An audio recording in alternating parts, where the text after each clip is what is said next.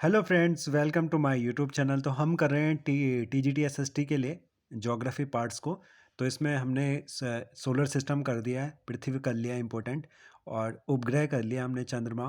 तो अब हम करते हैं ग्रहण। ग्रहण के बारे में कुछ कर लेते हैं। तो ग्रहण देखते हैं, जिसको जब किसी खगोलीय पिंड की छाया किसी अन्य पिंड पर पड़ती है तो इस स्थिति को ग्रहण कहा जाता है। ग्रहण मुख्यतः सूर्य एवं चंद्रमा के संदर्भ में ही प्रयोग किया जाता है, और यहीं से क्वेश्चन भी आता है। पृथ्वी और चंद्रमा दोनों के प्रकाश का स्रोत क्या है? सन है। तो सूर्य से ही हमें क्या मिलती है? जो प्रकाश है वो सन से प्राप्त करते हैं। और पृथ्वी की परिक्रमा करने के साथ साथ चंद्रमा सूर्य की भी परिक्रमा करता है। ठीक है, चंद्रमा किसकी? सूर्य की भी परिक्रमा करता है। तथा पृथ्वी एवं चंद्रमा की घूर्णन गति समान होने के कारण पृथ्वी पर से चंद्रमा का केवल एक भाग दिखाई देता है। सूर्य चंद्रमा तथा, तो ये बात आपको ध्यान रखनी है कि चंद्रमा सूर्य के पृथ्वी की परिक्रमा के साथ साथ चंद्रमा सूर्य की भी क्या परिक्रमा करता है। तो ये इंपॉर्टेंट बात थी। और पृथ्वी पर से चंद्रमा का केवल एक भाग ही दिखाई देता है। सूर्य, चंद्रमा तथा पृथ्वी जब एक सीधी रेखा में उपस्थित हो जाते हैं तो ग्रहण की स्थिति उत्पन्न हो जाती है। जब ये एक रेखा में आ जाते हैं, सूर्य, चंद्रमा तथा पृथ्वी की इस रेखीय स्थिति को युति युति वियुति कहा जाता है। युति वियुति कहा जाता है। तो देखिए आइए किस तरह से ये स्थिति बनती है। तो सूर्य ग्रहण, जब सूर्य तथा पृथ्वी के मध्य चंद्रमा आ जाता है। ठीक है, जब किसके? सूर्य ये रहा और पृथ्वी ये रहा, इनके मध्य में क्या आ गया? चंद्रमा आ गया। तो इसको जब सूर्य और पृथ्वी के मध्य चंद्रमा आ जाता है तो सूर्य का प्रकाश पूर्णतः पृथ्वी पर नहीं पहुंच पाता। किस पर? पृथ्वी पर। तथा चंद्रमा की छाया पृथ्वी पर पड़ने लगती है। तो इस स्थिति को सूर्य ग्रहण, सोलर एक्लिप्स कहते हैं, कहा जाता है। यह स्थिति अमावस्या को उत्पन्न करती है। किसको उत्पन्न करती है? अमावस्या को उत्पन्न करती है। अब हम चंद्र ग्रहण के बारे में देख लेते हैं। चंद्र ग्रहण के दिन क्या होता है। तो सूर्य ग्रहण के दिन हमें ध्यान रखना है कि सूर्य ग्रहण के दिन जो चंद्रमा है, जो मून है, ठीक है, चंद्रमा, वो बीच में आ जाता है। किसके? हमारे पृथ्वी के और सूर्य के बीच में, उसी को सूर्य ग्रहण कहते हैं। और चंद्र ग्रहण के दिन क्या होगा? चंद्र ग्रहण के दिन पृथ्वी आ जाएगी, सूर्य तो सूर्य हमेशा ही अपनी जगह पे रहेगा, ये बात ध्यान रखनी है। ठीक है, सूर्य ग्रहण होगा तो चंद्रमा आ जाएगा, और उसके बाद अगर चंद्र ग्रहण होगा तो पृथ्वी बीच में आ जाएगी। तो ये ध्यान रखना है, सूर्य हमेशा अपनी पॉइंट पे रहेगा। ठीक है, चंद्र ग्रहण, जब सूर्य और चंद्रमा के बीच पृथ्वी आ जाती है तो सूर्य का प्रकाश चंद्रमा तक नहीं पहुंच पाता है। ठीक है, तो सूर्य का प्रकाश कहाँ तक? जब सूर्य और चंद्रमा के बीच में पृथ्वी आ जाती है तो सूर्य का प्रकाश चंद्रमा तक नहीं पहुंच पाता, और पृथ्वी की छाया के कारण चंद्रमा पर अंधेरा छा जाता है, जिसे चंद्र ग्रहण, ल्यूनर एक्लिप्स कहा जाता है। और यह स्थिति पूर्णिमा को उत्पन्न होती है। किसको? पूर्णिमा को। और पूर्णिमा के दिन हमें फुल मून भी कहते हैं। किंतु प्रत्येक पूर्णिमा को चंद्र ग्रहण नहीं होता है। एक कैलेंडर वर्ष में अधिकतम 7 ग्रहण हो सकते हैं।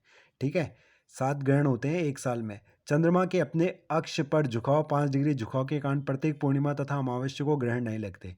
तो ये बात भी हमें ध्यान रखनी है। और पूर्ण सूर्य ग्रहण के समय सूर्य का बाह्यतम भाग कोरोना दिखाई देता है तथा हरिक वलय डायमंड रिंग की स्थिति उत्पन्न करता है।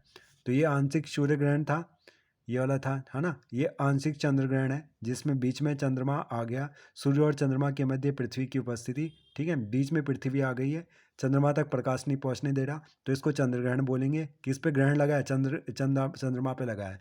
ठीक है, सूर्य ग्रहण ये पृथ्वी वाला, जिसमें पृथ्वी बीच में आ गई। तो ये बहुत इंपॉर्टेंट है, क्वेश्चन बनता है यहाँ से। एनसीईआरटी के फैक्ट देते हैं। 1 डिग्री अक्षांश की पृथ्वी के धरातल की दूरी 111.13 मीटर है। वेरी इंपॉर्टेंट क्वेश्चन, और कई बार पूछा गया है एग्जाम में, कि जो 1 डिग्री अक्षांश है, अक्षांश रेखाएं कौन सी होती है? ये वाली जो लेटी हुई होती है, लैटिट्यूड। तो 1 डिग्री अक्षांश की पृथ्वी पर धरातल के बीच में दूरी कितनी है? 111.13 किलोमीटर।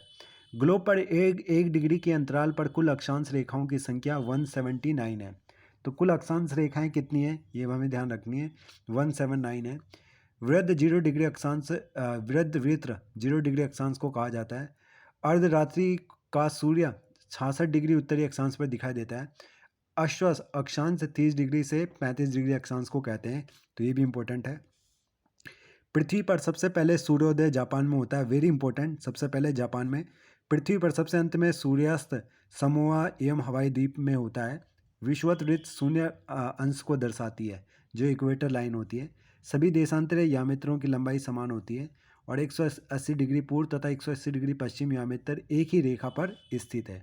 भारतीय मानक समय 82 डिग्री 30 पूर्वी देशांतर से लिया जाता है। यह देशांतर रेखा उत्तर प्रदेश के प्रयागराज के पास नैनी से होकर गुजरती है। ठीक है, तो भारत की जो मानक समय रेखा है वो कहाँ से है? उत्तर प्रदेश के प्रयागराज, जिसका पुराना नाम इलाहाबाद था, कि नैनी से होकर गुजरती है। ठीक है फ्रेंड्स, आगे देखेंगे एनसीईआरटी के फैक्ट्स हैं। भारत में मानक समय रेखा 5 राज्य बहुत वेरी इंपॉर्टेंट क्वेश्चन है ये, वेरी इंपॉर्टेंट। उत्तर प्रदेश, मध्य प्रदेश, छत्तीसगढ़, ओडिशा और आंध्र प्रदेश। उत्तर प्रदेश, मध्य प्रदेश से ही छत्तीसगढ़ कटा था 2000 में, तो 26वां राज्य भी था छत्तीसगढ़ भारत का। तो उत्तर प्रदेश, मध्य प्रदेश, छत्तीसगढ़, ओडिशा नीचे है छत्तीसगढ़ के, और आंध्र प्रदेश इसके नीचे है, से होकर गुजरती है। तो ये 5 राज्य याद रखने हैं। और कर्क रेखा भारत के 8 राज्यों से गुजरती है, ध्यान रखना है। देशांतर की कुल संख्या 360 है। देशांतरों की कुल संख्या कितनी है? 360 है, 360। दक्षिण अनांत 22 दिसंबर को होता है। कितने को? 22 दिसंबर को होता है। पृथ्वी के परिक्रमण के कारण ऋतुओं में परिवर्तन होता है, ये भी ध्यान रखना है। और 90 डिग्री उत्तरी तथा 90 डिग्री दक्षिणी अक्षांश को क्रमशः उत्तरी ध्रुव तथा दक्षिणी ध्रुव कहा जाता है, ये भी ध्यान रखना है। और कितनी टोटल कितनी होती है जो देशांतर लॉन्गिट्यूड लाइन है वो 360 है, और 179 क्या है तुम्हारी जो लैटिट्यूड अक्षांशीय रेखाएं हैं। गुजरात के द्वारका तथा असम के डिब्रूगढ़ के बीच लगभग 1 घंटा 45 मिनट का अंतर पाया जाता है।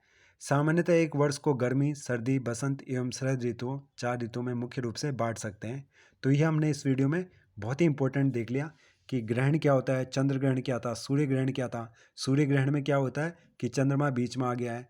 चंद्र ग्रहण में क्या था? पृथ्वी बीच में आ गई है, जिसकी वजह से वहाँ तक प्रकाश पूरा नहीं पहुँच पा रहा था चंद्रमा तक। सूर्य हमेशा अपने ही पॉइंट पे रहता है। तो ये बात बहुत ही इंपॉर्टेंट थी। फिर करेंगे नेक्स्ट वीडियो में।